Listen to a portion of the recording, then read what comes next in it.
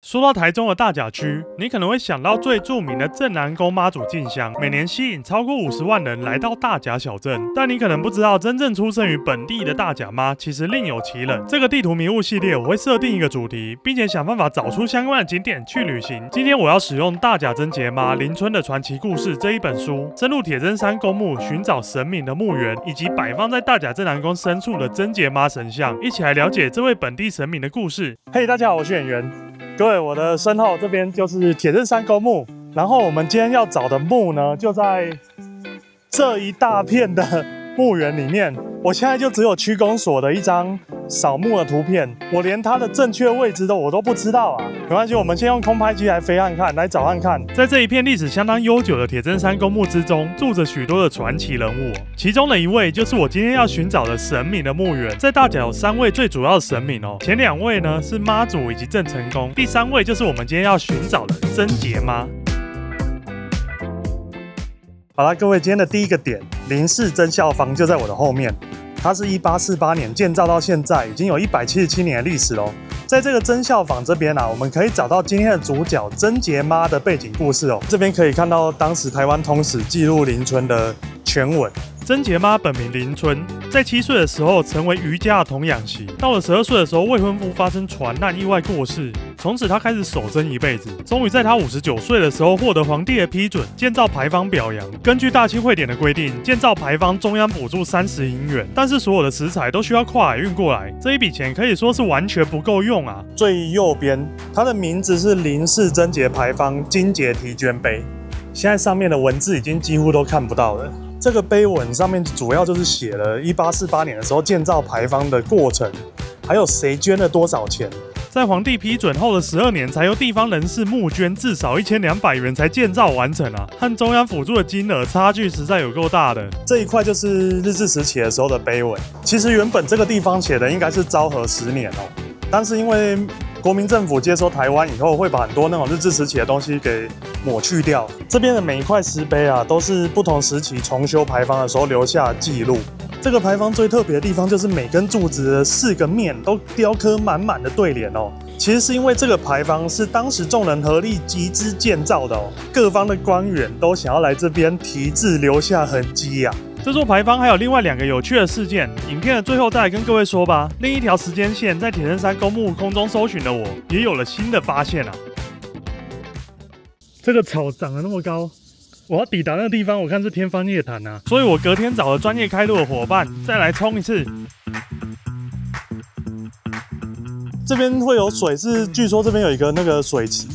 这边有终年不断涌出的泉水。书上记载这个水池名称是田螺屋，好像是里面常常会有很多田螺。它在真节妈的墓前面30公尺处，不过它的30公尺指的是直线距离实际上要走到真节妈的墓，路程是非常的困难那边有一个大的墓碑，在那个姓黄的墓的下面。那两个墓的中间，对对对，是我们祖先就在那个真节妈的后面。林春良守贞超过70年的事迹，在现代的观念看起来非常的不合理但是在当时的社会观念，就是要求女性要严格遵守3从4德，没有人会怀疑。不过真节妈其实是雨神真正让她神格化的原因和守贞并没有直接的关系。现在时间大概是3点多，等一下3点半的时候，大甲镇南宫就会开门。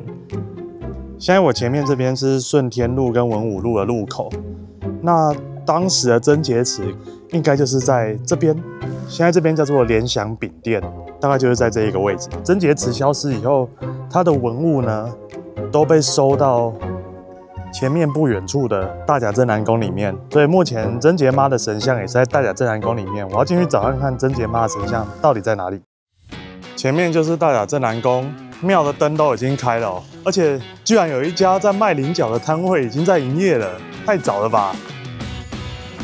在大甲生活那么久，还是第一次看到几乎没有人的镇南宫。书上记录真节妈的神像并没有专属的神龛，一直到今天都借住在观音的神龛里面，所以我就直奔观音的神龛而去。但是呢，这本书上面写说神像在观音佛祖堂里面，观音的那一区应该就是在这个地方。请问一下，你知道真节妈的神像在哪边吗？这真节嘛这边更有。哎呀，因为书上面写说是在这里，可是好像没有看到。我随便找了一个阿婆，她说她每天都来拜拜，但是她完全不知道真节妈的神像在哪里。没问到答案，我决定再靠近一点看看。越过前面的供桌，终于是看到了啦，就在那里。大甲三神之一的真节妈，居然被藏在墙壁的后面。贞节牌坊完工后的隔年发生了干旱，当时备受大家尊敬的林春娘出面主导祈雨的仪式，结果竟然真的下雨了。后来的戴桃村事件，大甲城发生了3次的战役，被红军包围，还截断了水道，让城内严重缺水啊。林春娘又3度被拜托出来主导祈雨，结果3次都成功下雨化解危机啊。民心军容大振，3次都是清军获胜，此举直接让林春娘在世的时候就神格化了。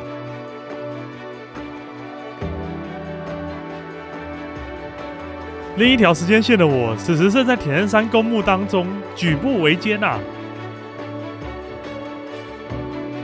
到处都是高过人的草堆，我根本就没办法看到前面，还好有空拍机。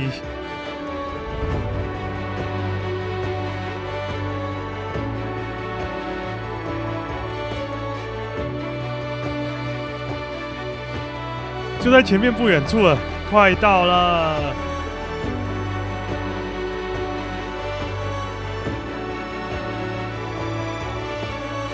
哦，到了，就是这里啊！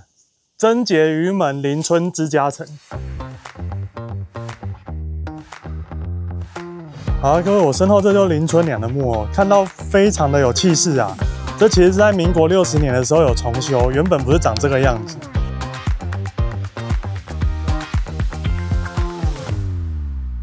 在古代男女不平等的社会观念下，通常女性在历史记录中都只会被留下姓氏，而林春却是一个很特别的存在。她看似一位普通的百姓，但姓名却被后人记下，流传至今。可见她还在世的时候，就已经是一位非常备受尊敬的人物。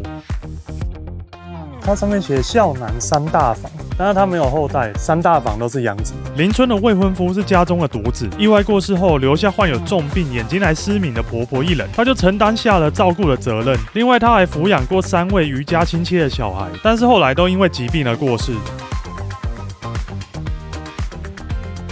书上面的介绍有记录，墓碑的下面雕刻有特别的双龙抢珠的图案，但是呢，还有双龙抢珠，这好像是凤梨耶。这是凤梨耶，所以这个图案是双龙抢凤梨吗？还是说珠子上面那一个东西是元宝啊？本来有一条路可以从前面的庙那边上来，不过现在看起来完全没有路。林春在戴桃村事件中第3次祈雨没多久，突然生病过世，享年86岁。他每次祈雨皆灵验，人们认为他以折寿的方式为大家化解危机。在隔年为他雕刻神像，建立贞节祠祭拜。随着观念的转变，近代人更看重他的孝道。古老的石碑上虽然记载的是贞节坊，但现在已经变成贞孝坊了。近200年来，成为大甲在地的守护神，真正的大甲妈。原本的圣旨碑目前在大甲图书馆里面保存，因为在差不多20几年前的时候，有人想要上去偷这个圣旨碑啊，后来被人家报警，然后小偷绕跑了，但是圣旨碑就掉到地上碎掉了。日治时期的时候扩建纵贯道啊，这个牌坊有进行1次的移位还有重修，结果在移位的时候居然把整个牌坊整个反面过来了。进入大甲南门之前，会先经过这个牌坊的正面，然后再往前才是大甲的南门。本次资料来自农会出版品《大甲贞节妈林春的传奇故事》，辅助资料维基百科以及台湾历史博物馆台湾女人网站。